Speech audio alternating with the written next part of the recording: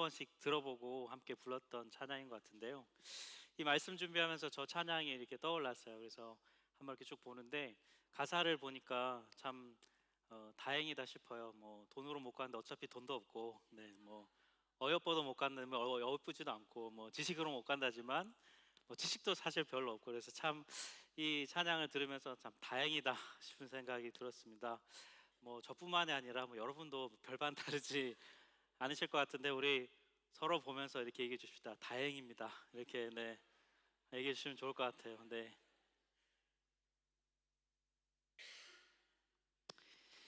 네, 사실 뭐 이 찬양으로 사실 오늘 설교를 대체할까 싶기도 했어요. 왜냐하면 할 말 여기 다 해줬기 때문에 사실 안 해도 되는데, 네, 그래도 또 주님께 받은 말씀이 있어서 함께 나누려고 합니다.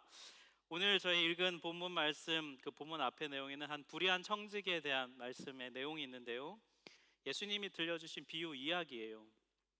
청지기란 어떤 사람이냐면 쉽게 말해서 주인의 재산을 대신 관리하는 사람이라고 생각하시면 돼요. 이 한 부자에게 청지기가 있었습니다. 그런데 이 청지기가 주인의 돈을 몰래 함부로 낭비한다는 이야기를 주인이 듣게 된 거예요. 그래서 이 주인이 청지기를 불러다가 해고 통보를 합니다. 너 이제 곧 잘린다. 그랬더니 이 청지기는 이제 앞으로 먹고 살 일이 막막해졌잖아요. 그래서 어떻게 할까 고민하다가 주인에게 기름이나 밀 이런 걸 빌린 사람들을 다 부릅니다. 그래서 장부를 펴놓고 100개 빌렸으면 50개만 쓰고, 뭐 그런 식으로 막 파격적으로 막 깎아주는, 장부를 수정을 해주게 돼요. 이렇게 한 이유가 뭐냐면, 자기가 이제 곧 잘릴 텐데 실직이 되고 나면 자신한테 이런 혜택을 받은 사람들이 자기를 좀 도와줄 수 있지 않을까라는 생각을 가지고 이런 일을 했다, 이런 이야기를 예수님이 들려주셨어요. 근데 이 일을 주인 몰래 했잖아요. 그러니까 주인이 이 사실을 안다면 당연히 청지기를 가만두지 않겠죠. 자기 재산을 함부로 낭비한 것도 모자라서 산문서 위조, 장부를 위조해 가지고 함부로 또 자기 재산을 손해를 끼쳤기 때문에 주인이 가만두지 않을 텐데요. 근데 오늘 본문의 내용을 보니까 주인이 좀 다르게 반응을 해요. 8절 말씀을 보면 이 주인이 이 옳지 않은 청지기가 이를 지혜 있게 하였으므로 칭찬했다고 얘기합니다. 굉장히 의문점이 들죠. 왜 이렇게 반응을 할까? 여기 지혜 있다는 말의 헬라어 원어는 프로니모스라는 단어인데, 이 단어가 어떤 뜻도 있냐면 재빠르게 행동한다, 발빠르게 반응한다, 이런 뜻도 있어요. 그리고 여기 세대의 아들들, 이 세대의 아들들, 이런 표현이 있는데 이건 좀 히브리적 표현인데 어떤 뜻이냐면 이 세상 사람들, 이런 뜻이에요. 그래서 풀어보면 8절은 이런 뜻이 돼요. 청지기는 자신이 결국 해고될 것이란 걸 알아차렸다. 그래서 그는 그 결말이 자신에게 다가오기 전에 재빠르게 반응하고 행동하였다. 이게 바로 세상 사람들의 지혜다, 이런 뜻입니다. 예수님께서 지금 이 비유에 나오는 주인의 입을 빌려서 청지기를 칭찬하시는 것은요, 그가 한 불법 행동 때문에 칭찬하신 것이 아니라 그가 발빠르게 행동한, 대응한 것 때문에 칭찬을 하신 거예요. 예수님께서 지금 이 이야기를 들려주시는 집중 그 청중인 누굴까? 본문에 시작하는 그 내용을 보면은 제자들에게 하신 말씀인데, 이어지는 다음 16절을 보면은 바리새인들에게 하신 말씀임을 알 수 있어요. 그들이 바로 이 8절에 나오는 빛의 아들들, 즉 하나님의 사람들이거든요. 그러니까 예수님께서 지금 이 비유를 통해서 결국 하고 싶은 말씀이 뭐냐면 이것입니다. 바리새인 너희들이 자칭 하나님의 사람들이라고 자부하고 있는데 실제로 너희들은 이 세상 사람들보다 훨씬 지혜롭지 못하다는 거예요. 어리석다는 것입니다. 왜냐하면 세상 사람들은 지금 이 세상이 돌아가는 흐름을 보면서 굉장히 발빠르게 움직여서 대응을 하고 있는데, 너희는 하나님의 사람들이라고 하면서 지금 이 시대 속에서 하나님이 무슨 일을 하는지 전혀 알아차리지도 못하고 멍하니 현실에 안주하며 살고 있지 않느냐? 하나님의 심판이 너희들 앞에 닥쳤는데도 너희가 모르지 않느냐? 그러니 너희는 세상보다 어리석다, 세상이 너희보다 훨씬 지혜롭다, 이 말씀을 하시는 거죠. 그러니까 예수님께서 지금 세상 사람들과 하나님의 사람들을 비교하시면서 하나님의 사람들이 어떻게 살아야 하는지를 말씀해 주고 싶으신 거예요. 오늘 보면 마지막 13절을 통해 그걸 정리해 보면 세상 사람들의 삶을 대표하는 한 물건이 바로 돈이고요. 대표하는 것이 하나님 나라 사람들의 삶을 대표하는 방식은 하나님 나라, 이렇게 돈과 하나님 나라 이 두 가지를 대조하면서 예수님은 오늘 말씀해주고 가르쳐주고 싶어 하시는 것이 있어요. 크게 두 가지가 있는데 오늘 말씀에서 한번 보려고 해요. 첫 번째가 뭐냐면 예수님은 우리에게 돈을 대하는 태도를 바꾸라고 말씀하고 계십니다. 돈을 바라보는 세상 사람들의 관점을 버리고 하나님 나라 관점을 가지라는 거예요. 본문 16장 9절 말씀인데요, 우리 같이 한 목소리로 읽겠습니다. 불의한 재물로 친구를 사귀어라. 그래서 그 재물이 없어질 때에 그들이 너희를 영원한 처소로 맞아들이게 하여라. 요 구절이 좀 애매한데요, 우선 불의한 재물이 뭘까? 율법 규정에 따르면요, 유대인들은 같은 유대인에게 돈을 빌려주면 이자를 받을 수가 없었어요. 제가 알기로 오늘날에도 이 규정이 좀 적용돼서 듣기로는 미국 실리콘밸리나 이런 데서 이렇게 새로운 스타트업을 사업하는 사람들이 사업하기 전에 유대교로 개종한다고 하죠. 왜냐하면 유대인 자본을 빌리면 이자를 안 내도 되기 때문에 그렇게 한다고들 해요. 제가 만나보진 못했지만 실제로 그렇게들 한다고도 합니다. 아무튼 그런데 사람들이 편법을 쓰는 거예요. 어떻게 하냐면 돈을 빌려주면 이자를 못 받지만 물건을 빌려주면 이자를 받을 수도 있다고 생각하는 거예요. 그래서 다르니까, 그래서 밀이라든지 기름이라든지 이런 생필품을 대신 빌려줌으로써 그거를 빌려서 그걸 팔아서 돈을 마련해서 돈을 쓰는 방식으로 한 거죠. 그러니까 이 지금 오늘 예수님의 비유에 나오는 이 청지기를 칭찬한 주인은 이런 방식으로 편법을 쓰고 또 위법을 써가지고 재산을 늘린 사람임에 분명해요. 거의 그것에 틀림없습니다. 그리고 이 재산을 관리했던 청지기도 마찬가지로 이 사실을 알고 있었을 거예요.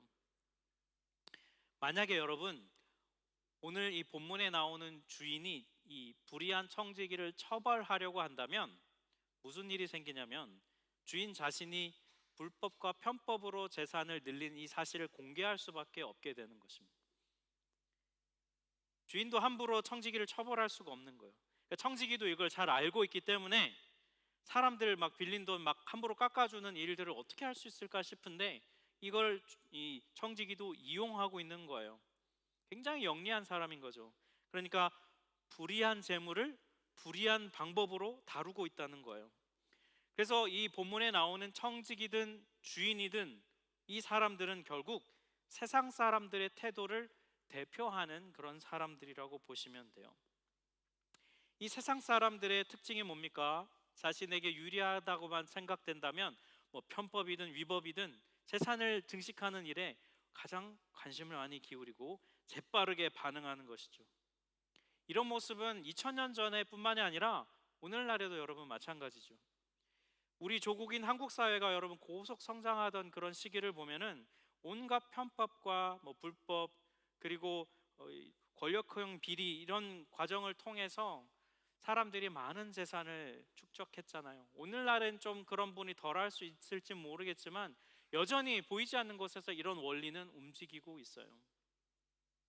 문제는 우리 그리스도인들도 이런 세상을 살다 보면 이런 흐름에 영향을 받게 된다는 겁니다. 그리스도인인 우리가요, 돈을 대하는 이 세상 사람들의 태도에 말려들거나 큰 영향을 받게 되면 우리 안에 드러나는 모습이 있어요. 가장 제일 먼저 드러나는 모습이 뭐냐면 부러운 마음이 드는 거예요. 세상 방식으로 돈을 쉽게 버는 사람들의 이야기를 들으면 속으로 저러면 안 되는지 이런 마음보다는 솔직히 부러운 마음이 들어요. 여러분 부럽잖아요, 그죠? TV에 나와서 내가 이렇게 했더니 갑자기 이게 어떻게 돼가지고 돈이 벌렸다. 요즘에는 그런 TV에 나오는 분들도 자기 재산 얼마 버는지를 서슴없이 이렇게 얘기를 많이들 하잖아요. 그런 걸 보면 속으로 부럽다 이런 마음이 자꾸 든다면, 나도 모르게 그런 마음이 내 안에 많이 든다면, 그러면요, 네, 우리 안에 이 세상 사람들의 돈을 대하는 그 세상 사람들의 태도가 내 마음에 많이 자리 잡고 있다고 생각하시면 돼요. 또 어떤 마음이 드냐면 불안한 마음이 듭니다. 남들 다 하는 주식 나만 안 하면 왠지 손해 볼 것 같고, 빨리 집을 사야, 더 오르기 전에 빨리 집을 사야 될 것 같은 막 불안하고 두려운 마음들. 여러분, 네, 뭐 불안한 마음, 부러운 마음 뭐 이런 게 들 수도 있죠. 네, 그럴 수도 있는데 문제가 뭐냐면 이 부러움과 불안한 마음이 우리 안에 주로 있잖아요. 그러면 어떻게 되냐면 하나님께서 나에게 주신 것에 대한 감사함을 잃어버리게 돼요. 이게 제일 큰 문제예요. 세상 관점에서 비교해 보면 지금 내가 가진 것이 너무 턱없이 부족하거든요. 이 독일 땅에서 살아가는 우리에게는 사실 절대 빈곤보다는 좀 상대적 빈곤감을 느끼잖아요. 그러다 보니까 하나님이 주신 것을 자족하고 감사하는 마음으로 관리하기보다는 늘 부족하고 늘 뭔가 없는 것으로 우리 눈에 보이게 되죠. 이거는요, 돈을 대하는 그리스도인의 태도가 아닙니다. 오늘 보면 10절 말씀 세 번역본으로 보면 이렇게 되어 있어요. 지극히 작은 일에 충실한 사람은 큰 일에도 충실하고 지극히 작은 일에 불의한 사람은 큰 일에도 불의하다. 여기서 충실하다는 말 피스티스라는 단어인데 성경에서 믿음으로 번역이 되지만 신실함, 즉 믿음직스럽다 이렇게 번역이 돼요. 그러니까 하나님께서는 우리에게 재물을 맡기세요. 그리고 그것을 관리하는 우리를 지켜보시면서 믿음직스러운가를 지켜보신다는 거예요. 그런데 이 말씀에 따르면 돈은 큰 게 아니라 작은 거라고 말씀하고 있어요. 여러분, 세상 나라의 관점에서 보면요, 돈은 여러분 전부예요. 그렇지 않습니까? 이 뉴스를 보십시오. 최근에 좀 큰 이슈가 된 것이 그 테슬라 회장인 일론 머스크가 지금 중국 간 것이 굉장한 큰 이슈가 막 되죠. 지금 세계 패권 국가인 미국과 중국이 서로 싸우고 있는데 서로 못 잡아먹어서 막 으르렁대고 미국이 중국을 막 협박하고 대통령도 막 그런 엄포를 놓다가 최근에는 보니까 갑자기 또 태도를 좀 미국 대통령이 바꿔가지고 뭔가 중국과 잘해볼 것처럼 하는 여지를 또 막 남기죠. 어제 했던 말과 오늘 했던 말이 막 달라져요. 여러분, 이유가 뭘까요? 결국은 돈 문제고 결국은 권력의 문제잖아요. 그거는 뭘 얘기해주고 있습니까? 이 세상에 돌아가는 모든 핵심에는 돈이 있다는 거예요. 여러분, 코로나 팬데믹 사태를 경험하면서 우리가 기대했던 게 뭡니까? 빨리 마스크 벗는 것도 기대했지만 이전에 그런 좀 풍요롭게 그냥 뭐 환율도 별로 높지도 않고 그냥 큰 문제 없이 잘 돌아가던 그런 거, 우리는 그런 거 회복을 원하잖아요. 우리가 추구하는 모든 이 세상에 추구하는 핵심을 잘 보면요, 그 핵심에는 늘 돈이 자리 잡고 있다는 거예요. 하지만 하나님 나라의 관점에서 오늘 말씀해 보면 돈은 작은 것이라고 말하고 있어요. 예수님이 이렇게 말씀하십니다. 작은 이 세상을 살면서 큰 하나님의 나라를 보라고 얘기하시는 거예요. 너희 아버지 하나님은 크신 분인데 하나님께서 너에게 맡겨주시고 허락하여 주신 재물이 전부인 것처럼 생각하고 살지 말라는 것입니다. 오히려 너에게 주어진 것을 충성되게 성실하게 잘 돌보라고 말씀하세요. 근데 우리가 그러지 못하죠. 우리 하나님 나라의 크심을 잘 볼 줄 몰라요. 오히려 세상 관점에 사로잡혀서 돈이 전부라고 여기며 삽니다. 그러니 여러분, 하나님께서 우리에게 재물을 믿고 믿음직스럽다 여기며 맡기실 수가 있을까요? 돈만 맡기면 어떻게 합니까? 다 하나님 나라가 아니라 다 우리를 위해 써버리잖아요. 어쩌다가 뭐 보너스가 생기거나 하면 다 우리 막 이거 사고 싶었는데 사야지 막 사거나, 그죠? 우리가 다 우리를 위해 많이 사용하잖아요. 성경의 관점에 따르면요, 돈은 소유물이 아니라 위탁물이에요. 돈은 내 것이 아니라 하나님께서 나한테 맡겨두신 것입니다. 하나님이 나한테 맡겨두신 돈을 하나님 뜻대로 잘 관리하는 게 우리의 역할이에요.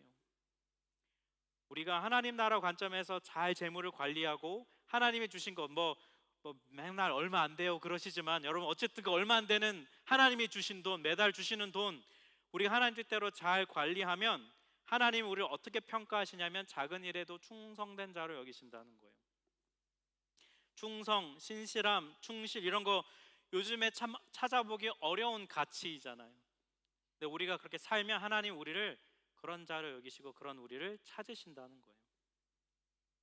사랑하는 우리 성도 여러분, 돈에 대한 우리의 관점이 변화되기를 위해서 여러분 진짜 우리 기도해야 돼요.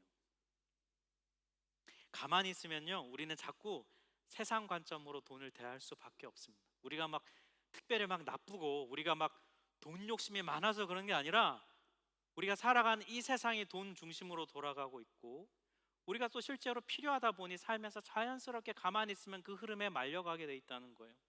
단순히 좀 아끼고 뭐 절약하고 나누고 여러분 그런 차원이 아니라, 먼저 우리에게 필요한 게 뭐냐면 돈을 대하는 우리의 태도가 변화되어야 된다는 것입니다. 관점이 바뀌어야 된다는 거예요. 나는 돈을 어떤 눈으로 바라보는가? 돈이 전부라는 마음, 그것이 혹시 내 안에 있지 않은가? 내가 나의 통장에 있는 돈을 보면서 내 돈이 아니라 하나님이 나한테 맡겨주신 거라는 관점을 갖고 있는가? 여러분 정직하게 돌아보셔야 됩니다. 나의 생활, 앞날에 대해, 미래에 대해 얘기할 때 늘 초점이 뭔가 돈에 있지는 않은가? 여러분 자녀들이랑 얘기할 때 진로, 너 앞으로 커서 뭐 할래? 저 뭐 될래요? 아 그래, 속으로 그래 잘했다, 잘 생각해, 돈 많이 버는데 라든지, 저 뭐 예술 할래요? 그럼 뭡니까? 돈 안 되는데 하지 마라. 여러분 우리의 모든 관점과 생각 속에 만약 이 부분만 자리 잡고 있다면, 그것이 현실이 그렇다 할지라도 세상 관점이 우리 안에 모든 거를 이 자리 잡고 있으면 안 되는 거 아닐까요? 여러분, 여러분이 가진 집, 여러분이 가진 재산, 그거 자녀들에게 주는 것과 하나님 나라 주는 것 둘 중에 여러분 뭘 주고 싶으세요? 분명히 그럴 거예요. 둘 다. 그죠? 욕심 너무 많으셔서. 그죠? 우리가 여러분 진짜 기도해야 돼요.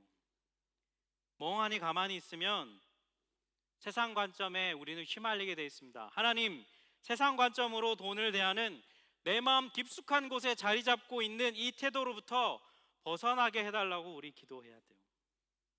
내 자녀들이 돈이 전부라고 말하는 이 세상을 살면서 하나님의 크심을 보고 하나님 나라 관점으로 돈을 관리하고 돈을 벌고 돈을 쓸 줄 아는 아이로 자라게 해주시라고 여러분 우리가 기도해야 돼요. 사랑하는 성도 여러분, 하나님이 여러분에게 주시는 재물, 하나님이 여러분에 허락하시는 재물에 충실하십시오. 성실하게 잘 돌보십시오. 하나님이 맡겨주신 재물을 소홀히 여기지 마십시오. 자꾸 상대적인 관점으로 누구는 더 많이 가졌는데 라는 관점으로 자꾸 나의 재물을 보시지 말라는 거예요. 그리고 하나님 주신 재물로 어떻게 이걸 가지고 하나님 나라를 확장하는 데 드러낼 수 있을까, 사용할 수 있을까를 고민해야 됩니다. 나는 아직 학생이니까 돈도 없는데, 아니에요 여러분. 작은 돈이라도 그걸 내기 민망하면 모아서라도 하나님 나라를 위해 쓰도록 내야 하는 것이죠. 그런 여러분 되시기를, 하나님 주신 것 잘 관리하고 돌보는 하나님 나라 관점으로 돈을 바라보는 여러분 되시기를 축복합니다. 네, 두 번째로 돈으로 이 땅에, 예수님이 가르쳐 주시는 것은 뭐냐면, 두 번째는 돈으로 이 땅에서 하나님 나라를 살아, 하나님 나라를 살아내라고 말씀하세요. 오늘 보면 16장 9절 말씀인데요, 우리 같이 한번 한 목소리로 읽겠습니다. 불의한 재물로 친구를 사귀어라. 그래서 그 재물이 없어질 때에 그들이 너희를 영원한 처소로 맞아들이게 하여라. 여러분 우리가 이 자본주의 세상을 살잖아요. 우리가 사는 이 세상에서 우리가 벌어들이는 돈, 우리가 소비해서 사는 물건, 생산된 물건들 있죠. 이런 것들이 여러분 정말 순수하고 깨끗한 과정을 거쳐서 우리에게 오는 걸까요? 아마 그렇지 않을 거예요. 우리가 사서 가지고 먹고 누리는 것들 중에 가난한 자들의 눈물과 그들의 피와 땀이 섞여 있는 것들이 분명히 있을 겁니다. 이것에서 벗어나고 싶다면 여러분 진짜 산으로 들어가거나, 아니면 어떤 사람들이 하는 것처럼 공동체를 만들어서 따로 살거나 뭐 그래야 될 거예요. 분리돼야 될 거예요. 그게 무엇이든지 간에 오늘 예수님께서 우리에게 말씀하시는 건 뭐냐면, 불의한 재물, 우리가 이 땅을 살면서 우리가 사용하는 것 중에 불의한 재물과 불의한 돈이 있을 텐데, 그런 흐름 속에서 우리가 살아가고 있다 할지라도 그것을 가지고 영원한 것을 사라고 말씀하세요. 우리가 불의한 재물로부터 온전히 자유로울 수 없는 이 세상을 살고 있다면 그 불의한 재물에 집착해서 욕심내지 말고 오히려 그것으로 영원한 하나님 나라를 사라고 말씀하세요. 왜냐하면 오늘 말씀에 따르면 이 불의한 재물은 결국 언젠가는 없어질 거거든요. 사라질 거예요. 하지만 영원하지 않은 것이죠. 그래서 오늘 본문 9절 말씀은요, 우리에게 허락하신 재물, 우리에게 허락하신 주어진 재물을 우리가 어떻게 써야 하는지에 대한 방향을 우리에게 얘기해 주고 있어요. 여러분 한번 생각해 보십시오. 여러분 돈 쓰시잖아요, 지금. 그죠? 돈 쓰시는데 돈 쓰는 방법 여러분 어디서 배우셨습니까? 돈 쓰는 방법 배우신 적 있으세요? 여러분 돈에 대한 관점을 우리가 어디에서 배울까요? 아마도 가장 먼저 배우는 건 가정에서 배울 거예요. 부모님으로부터. 뭐 부모님이 어떤 걸 사용하시고 어떤 곳에는 얼마만큼 돈을 쓰시거나 하는 그런 것들을 어릴 때부터 보면서 좀 자연스럽게 배우는 부분이 있을 거고요. 또 청소년기를 지나서 막 성인이 되어 가면서는 이 세상 사람들이 돈 쓰는 걸 보면서 돈 쓰는 방법을 배우고 어떻게 해야 되는지를 간접적으로 경험하게 돼요. 저도 청소년기 시절에 제 친구들이 막 갑자기 되게 막 비싼 청바지, 요즘에는 좀 웃지만 여러분 게스 아시죠? 게스 네, 이런 거 뭐 켈빈 클라인 막 굉장히 옛날에는 유명했는데 그때 제가 94년 95년 그때 고등학교 다닐 때 친구들이 그때 그런 청바지나 막 옷을 막 뭐 한 벌에 10만 원, 15만 원씩 하는, 옛날에 그때 돈 15만 10만 원씩 하니까 굉장히 비싼 거잖아요. 그걸 막 사는 거예요. 근데 한두 명이 아니라 여러 명이 그걸 사니까 마음에, 아, 청바지 하나에 이 정도는 사야 되는, 이런 마음이 제 안에 막 드는 거죠. 나이키 농구화 이런 거 하나에 막 15만 원, 20만 원씩 하는 거를 그냥 막 사는 걸 보면, 아, 저 정도는 써도 되는 거구나, 이런 마음이 자꾸 드는 거예요. 주변을 보면서 그런 생각을 갖는 거죠. 우리가 그렇게 돈 쓰는 방법을 세상을 통해 자꾸 배우거든요. 여러분 이런 것들을 통해 배우다 보면요, 우리가 시험에 빠지게 돼 있습니다. 왜냐하면 반드시 세상을 통해 돈 쓰는 방법을 배우면 그건 우리의 욕심을 건드리게 돼 있거든요. 우리가 그리스도인들이지만 우리도 여러분 이 욕심에서 자유롭지 않습니다. 우리도 욕심이 있잖아요. 그런 우리를 여러분 이 욕심에서 벗어나게 할 수 있는 유일한 한 가지 방법이 있는데, 그게 뭐냐면 죽음이에요, 여러분. 네. 제 얘기 잘 들어보세요, 여러분. 네. 여러분 어릴 때 동화 중에 구두쇠 스크루지 들어본 적 있으시죠? 네. 찰스 디킨스가 쓴 소설인데 이 소설 제목이 구두쇠 스크루지가 아니고 원래는 크리스마스 캐럴이라는 제목이에요. 거기에 나온 주인공 이름이 스크루지인데, 이 사람 재물에 대한 욕심이 너무 커서 단돈 10원도 나누지 않는 사람. 근데 어느 날 크리스마스 이브 날 밤에 그 꿈을 꾸는데 자기가 함께 동업했던 말리라는 사람 유령이 나타나가지고 이 스크루지의 과거와 현재와 미래를 보여주잖아요. 그리고 나서 스크루지가 깨닫습니다. 아, 내가 이렇게 살면 안 되는구나 깨닫죠. 그 이후에 그 사람이 변화된 삶을 산다는 게 이제 이 스토리인데요. 여러분 이 스크루지가 그 하룻밤 꿈을 꾸고 나서 변화된 삶을 살게 된 그 포인트가 여러분 뭐라고 생각하세요? 그가 변화된 포인트는 뭐냐면 죽음을 미리 경험해 보았다는 거예요. 자신이 살아온 삶을 정직히 돌아봤다는 겁니다. 여러분 죽음이 가진 힘은 삶을 정직하게 돌아보게 한다는 거예요. 여러분 장례식장을 가거나 장례 예배를 참여하거나 해보면요, 늘 뭘 저희가 깨닫습니까? 아, 나는 어떻게 살고 있는가? 이분은 이렇게 살았구나. 난 이렇게 살아야 되는. 여러분 죽음을 간접으로 경험할 때 우리는 삶을 돌아보게 되죠. 정직한 자신의 모습을 보게 돼요. 여러분 뭐 뉴스나 다큐멘터리 이런 거 보면 뭐 암이나 이런 것 때문에 죽음 직전에 갔다가 살아난 사람들, 사고 직전에 갔다가 죽음의 위협 그 순간까지 갔다가 살아난 사람들, 이런 사람들의 이야기를 들어보면 공통점이 뭡니까? 아, 내가 옛날에 참 잘못 살았구나 반성하고 새로운 삶을 살게 되는 경우들이 있어요. 그 이유가 뭡니까? 죽음을 간접적으로 경험해 보는 것이거든요. 아, 인간은 이런 존재구나라 돌아보는 거예요. 그런데 그리스도인들이 사실 우리가 그런 사람들이에요. 갈라디아서 2장 20절 말씀, 내가 그리스도와 함께 십자가에 못 박혔나니 그런즉 이제는 내가 사는 것이 아니요 오직 내 안에 그리스도께서 사신다. 이게 무슨 말입니까? 내가 예수님과 함께 죽었다는 거예요. 그리고 이제 예수님과 함께 산다는 것입니다. 그러니 이제는 이전처럼 살지 않고 다르게 살아야 된다. 이게 바로 이 갈라디아 2장 20절이 우리에게 주는 말씀이죠. 이게 바로 영접이란 거거든요. 영접이란 건 뭐냐면 예수님과 함께 죽었다는 것입니다. 나는 죽었다는 거예요. 그리고 이제는 예수님과 함께 산다는 것이 바로 영접이고, 그게 바로 거듭남입니다. 이게 바로 그리스도인이에요. 근데 여러분, 우리는 이렇게 살고 있느냐는 것입니다. 하나님의 아들이신 예수가 눈앞에 지금 서 있는데, 여러분, 바리새인들이 전혀 깨닫지 못하고 있지 않습니까? 자기 생각, 자기 기준에 빠져가지고 살아가고 있잖아요. 세상 관점 따라서. 여러분, 우리도 혹시 이렇지 않습니까? 이런 우리에게 예수님은 오늘 분명하게 말씀해 주세요. 오늘 본문 마지막 16장 13절인데요, 이 16장 13절 우리 같이 한 목소리로 읽겠습니다. 한 종이 두 주인을 섬기지 못한다. 그가 한쪽을 미워하고 다른 쪽을 사랑하거나 한쪽을 떠받들고 다른 쪽을 업신여길 것이다. 너희는 하나님과 재물을 함께 섬길 수 없다. 네, 그리스도인은 분명한 정체성을 가져야 합니다. 우리는 죄에 대해서 죽고 의에 대해 살아난 하나님의 사람들이에요. 예수를 삶의 주인으로 영접한 사람임을 잊어서는 안 돼요. 여러분, 진짜 예수님을 삶의 주인으로 고백하신다면, 내 믿음이 진실하다면 반드시 그 믿음은 삶으로 드러나게 돼 있어요. 오늘 본문을 보자면, 오늘 본문으로 그걸 해석해 보자면, 돈이냐 하나님이냐 이 갈림길에 섰을 때 나타난다는 거예요. 우리의 믿음이.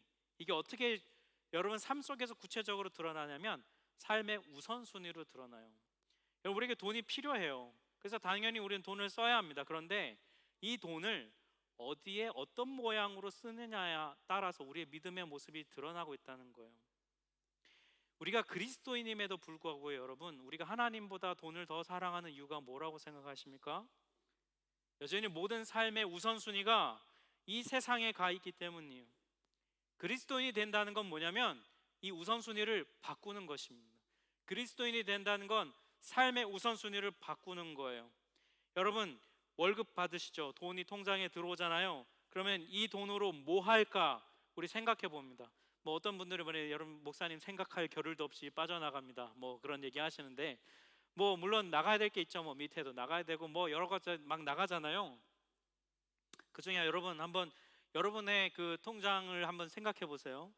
여러분, 수입이 들어와서 지출이 막 나가는데, 그 중에서 여러분 나와 가족들을 위한 거 말고요, 다른 사람을 위한 지출, 여러분의 전체 비율에서 여러분 몇 퍼센트나 되십니까? 퍼센트로 따져보면. 또 여러분, 지출이 돈이 들어오면 지출에 여러분 우선순위라는 게 있잖아요. 그죠? 네, 지출하는 우선순위가 있는데, 그 우선순위를 1번부터 쭉 나열을 해보면 그 우선순위 중에서 과연 몇 번째 순위에 가서야 다른 사람을 위한 것이 나옵니까? 여러분의 지출 퍼센트와 지출 우선순위가 우리의 믿음을 여러분 얘기해 줄 수 있다고 여러분 생각이 드시나요? 돈은요, 명확하게 우리에게 보여줘요. 내 삶의 주인이 누구인가, 우리가 내가 누구를 주인으로 모시고 살고 있는가를 보여줘요. 여러분, 세상을 한번 잘 보십시오. 코로나 팬데믹을 경험하고, 여러분 전 세계적으로 2022년 말에 WHO에서 계산했어요. 코로나 팬데믹으로 여러분 전 세계에서 몇 명 정도 죽었을 거라고 생각하세요? 정확한 수치는 아니지만 대략 최소한 1,300만에서 최대 1,600만이 전 세계에서 죽었다고 그렇게 이렇게 예측을 해요.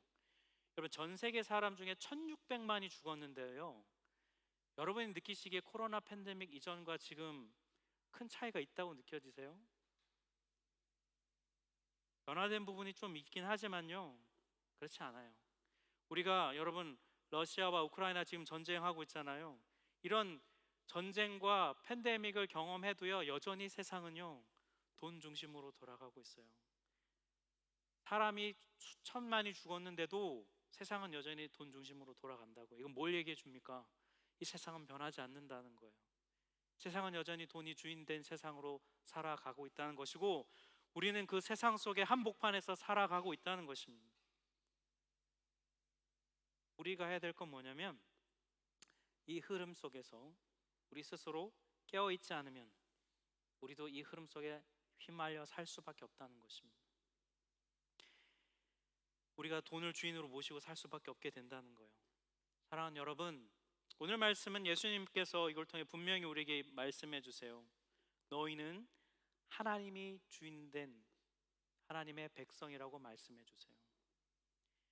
하나님이 우리 삶의 주인이십니다. 여러분, 이 진리를 놓지 마십시오.